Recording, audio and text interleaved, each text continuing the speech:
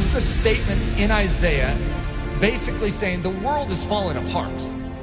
Staring back at Israel, saying judgment is turned away backward and justice stands afar off. For truth is fallen in the street and equity cannot enter. What's a God to do? And he saw that there was no man, and he wondered that there was no intercessor. An intercessor basically means one who fills the gap. If you have a walled city and there is a hole in the walled city, just this little part that is like broken down, it's like a pile of rubble, and actually you can sneak through it. You know, there's a vulnerability in a time of war. If you have an enemy, what's an enemy looking for? The gate, to try and scale the gate? They're looking for breaches or holes in the wall. They're not stupid. They're not going to waste their time going through the front door when they can go through a side little broken down breach. So the enemy, by his very nature, is constantly watching the integrity of the wall. He's looking for holes. We have massive holes in our life that give the enemy access to do with our life what he sees fit to do. We can say, that's horrible, I'm a Christian. Yeah, you're a Christian with breaches. You are not supposed to be a Christian with breaches.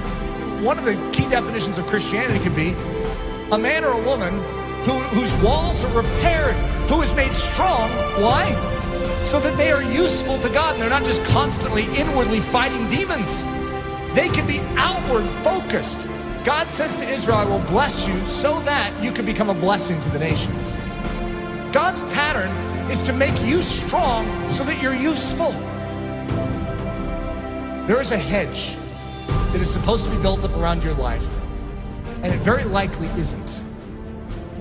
You need a strong man.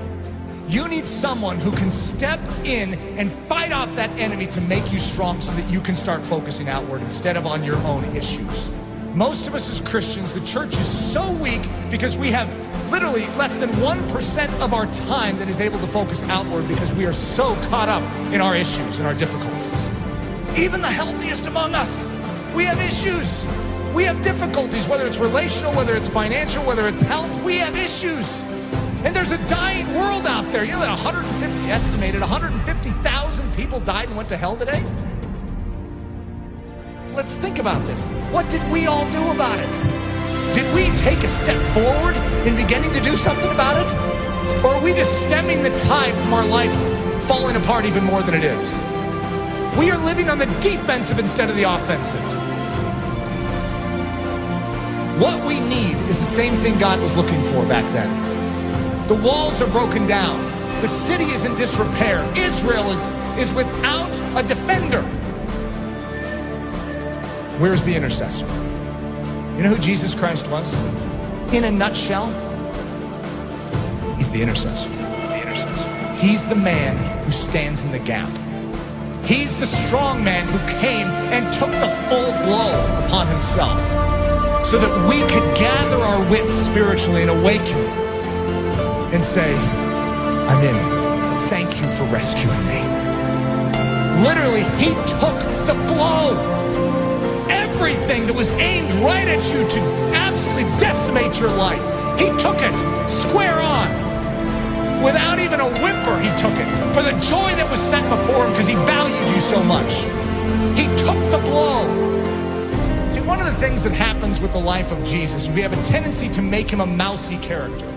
We have a tendency to diminish his manly strength. We are talking about the greatest warrior of all time. In the Old Testament, the term is Lord of Hosts, the captain of captains, the general of generals. And he's a general that led his troops into battle with his own life. He's the one that did it. All the rest of the army was cowering in the background. They couldn't fight this army, and he stood up single-handedly and defeated them. That is our intercessor. That is our king. In the same way that he stood for you then, I want you to know, he still stands for you now. When you behold the cross, and you behold the resurrected Christ, and when you behold the ascended Christ who sits at the right hand of the Father, you no longer will just remain where you are. you will say, God, do it all within me. For your glory, make me strong. Make me strong to give. God is looking for an intercessor, someone who will make up this breach. We need to become a body that is thinking about every single one around us, as opposed to ourselves. Coming to church going, I need to be prayed for this week. What about who can I pray for this week? Just a different mindset. It's not what this church can do for you, but what you can do for Jesus Christ and this church. Think of that attitude shift, saying, God, you made this life and you have called me for more than just to save me. You have rescued me so that I can become a rescuer. Who needs rescued? Who needs help?